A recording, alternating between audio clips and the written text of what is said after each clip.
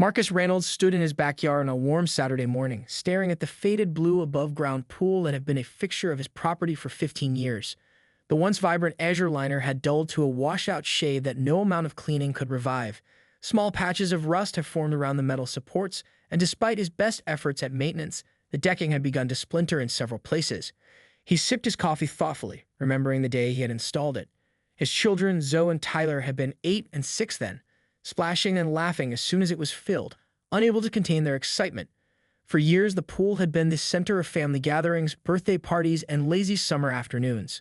Now Zoe was finishing her second year of college and Tyler had just graduated high school. The pool sat mostly unused, a relic of a chapter of family life that had naturally concluded. Time for a change, Marcus murmured to himself, running a hand through his salt and pepper hair. The pool had become more burden than joy, a weekly ritual of chemical balancing, skimming, and vacuuming for a feature that might get used 3 or 4 times a season. Last summer, he spent nearly $2,000 replacing the pump and fixing a tear in the liner, money that felt increasingly hard to justify. Marcus had been researching vegetable gardening for months. He bookmarked websites, checked out library books, and even attended a workshop at the local community center. The idea of transforming this space, replacing chlorinated water with rich soil, growing his own tomatoes and peppers, appealed to something fundamental in him, a return to something productive and sustaining. He pulled out his phone and what Marcus hadn't factored into his garden plans was Diane Patterson, the neighbor whose property bordered his on the eastern side. From behind her pristine white fence, Diane had spent the last 12 years monitoring the neighborhood with the vigilance of a prison guard.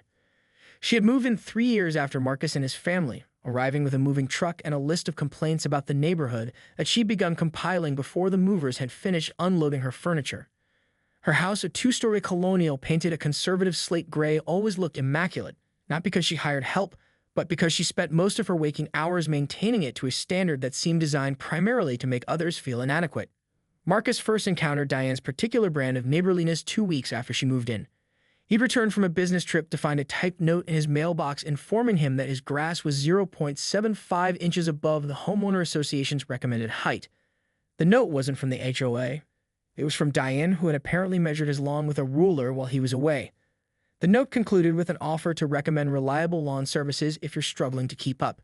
Over the years, Diane had reported Marcus to the HOA for such grievous offenses as leaving his garbage bins at the curb until 8 p.m. on collection day, the cutoff was 7 p.m., planting non-native hydrangeas, potentially invasive species, and once for the wind chimes on his back porch, noise pollution after 9 p.m. None of these complaints had resulted in actual violations, but each had required Marcus to respond to official HOA inquiries. Diane was 62, widowed, and seemed to have unlimited time to devote to neighborhood surveillance. She had a rotation of 3 nearly identical pantsuits that she wore while gardening and spotless gardening gloves. Her silver hair was always styled in a helmet-like bob that didn't move even in strong winds, giving her an artificial mannequin-like quality that many neighbors found unsettling. What made Diane particularly difficult was her selective interpretation of neighborhood rules. She regularly trimmed branches from Marcus's maple tree that extended over her property line. Her right as a homeowner might have thrown a 3-week fit when Marcus installed a privacy fence between their yards, claiming it destroyed the community aesthetic despite being fully compliant with HOA regulations. Marcus had developed strategies for dealing with Diane over the years. He waved politely when they made eye contact but never engaged beyond basic pleasantries. He made sure to know the HOA guidelines better than she did, which had helped him counter her numerous complaints. Most importantly, he'd installed 6-foot privacy fencing along their shared property line 5 years ago, creating a barrier that had significantly reduced their interactions. What Marcus didn't know, couldn't have known, was that Diane had been observing his pool from her 2nd-story bedroom window for years. She had watched Marcus's family enjoy summer gatherings, had noted when the children's friends came over for pool parties, and had kept a mental catalog of how frequently the pool was used.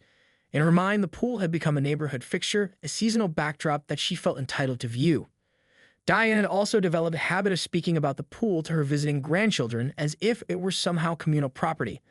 The neighbors have a lovely pool, she would tell them, implying accessibility that had never been offered.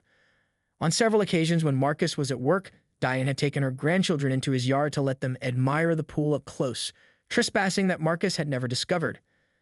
So when Diane noticed the removal company's truck pull into Marcus's driveway that Tuesday morning, it wasn't just curiosity that drew her to her window. It was the indignant sense that someone was tampering with something she had, through years of observation and fantasy, come to think of as partly hers. Tuesday morning arrived with perfect weather for pool removal, clear skies, mild temperature, and a light breeze. Marcus woke early, feeling a mix of anticipation and mild nostalgia. He'd spent the previous evening taking final photos of the pool for the family album and reminiscing about the summers when the yard had echoed with his children's laughter. At precisely 8 a.m., a white truck with Riverside Pool Services emblazoned on its side pulled into his driveway. 3 men in matching navy work shirts climbed out and introduced themselves as Jim, the foreman, and his crew, Carlos and Devin. Jim was a stocky man in his 50s with leathery skin that spoke of years working outdoors. He carried a clipboard and walked Marcus through the day's plan with the confidence of someone who had dismantled hundreds of pools. "We'll drain whatever water's left first," Jim explained, pointing to long hoses they brought. "Then we'll disassemble the frame, remove the liner, and haul everything away. By the end of the day, you'll have a clean slate for whatever you're planning next." Marcus nodded, appreciating the straightforward approach. "I'm thinking of a vegetable garden," he shared. "Maybe some raised beds." "Nice," Jim replied. "My wife does that. Nothing like your own tomatoes." As the crew unloaded their equipment, Marcus offered them coffee and showed them where they could access the yard through the side gate.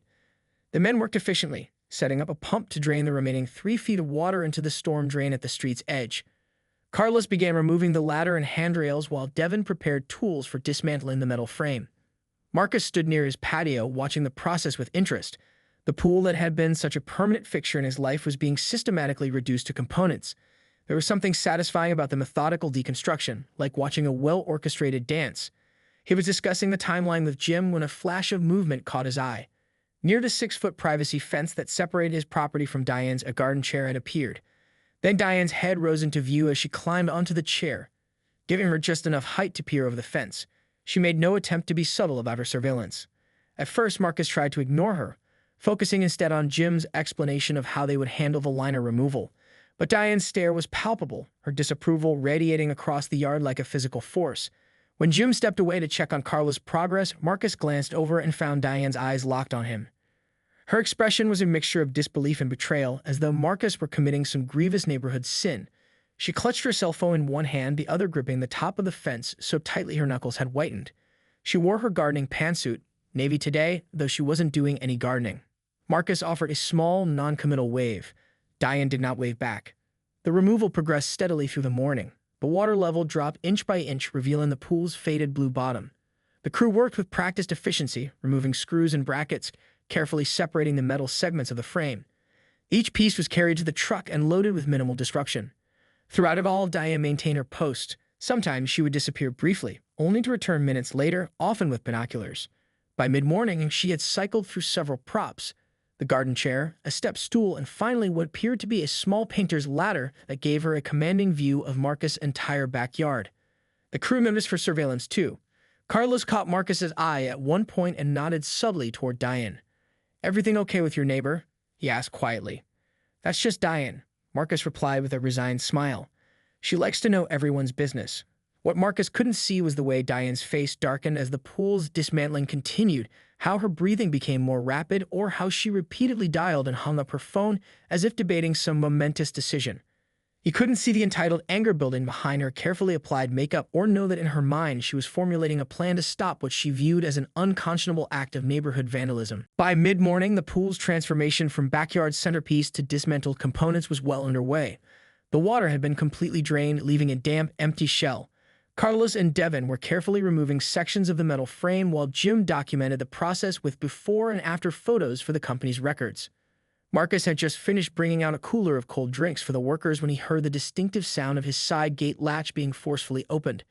He turned to see Diane marching across his lawn, her navy pantsuit looking oddly formal amid the disarray of pool parts scattered across the yard.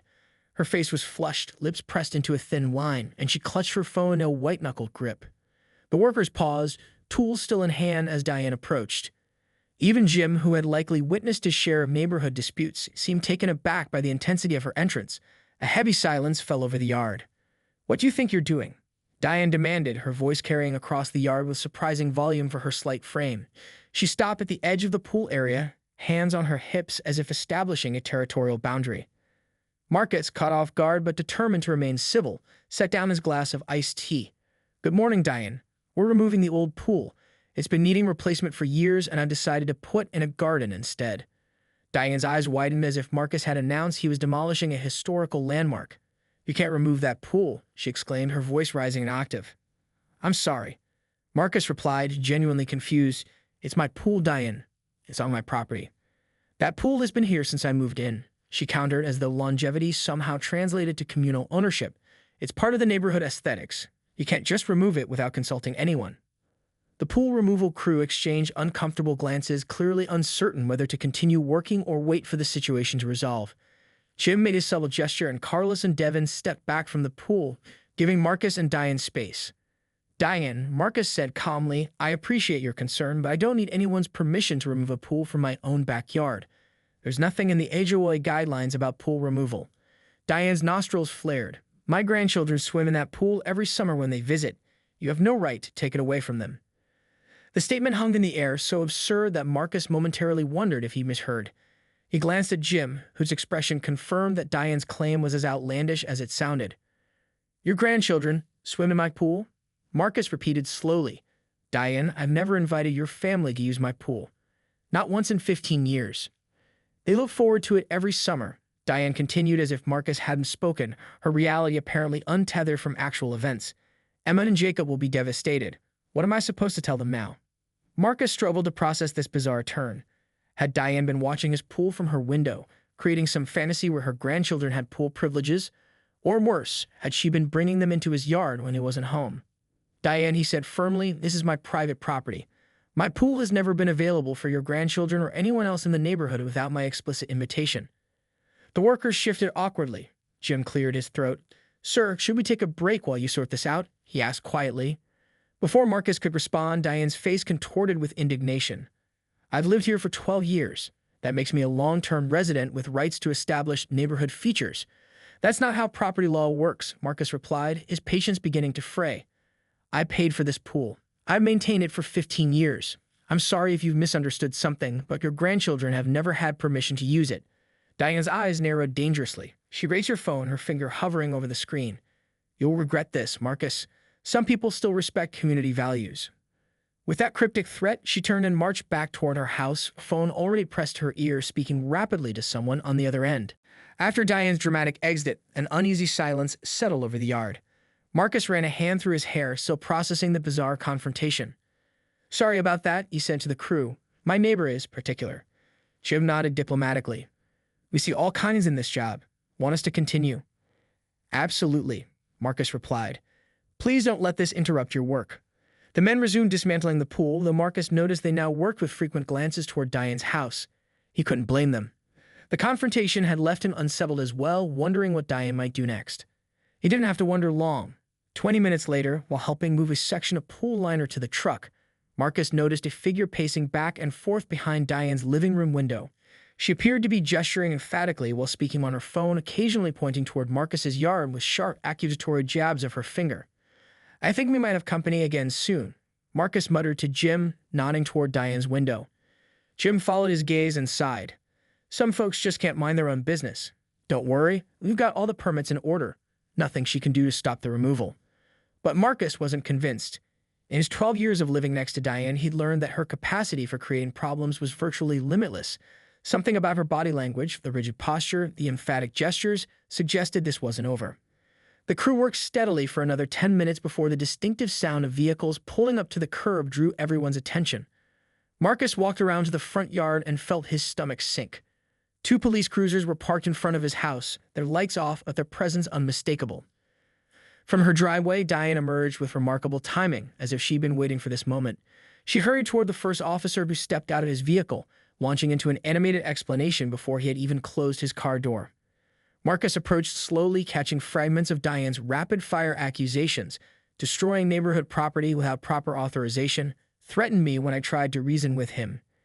The officer, a stocky man with salt and pepper hair and the name Rodriguez on his badge, maintained a neutral expression as Diane continued her tirade. His partner, a younger female officer named Chen, noticed Marcus and gave him a subtle nod of acknowledgement.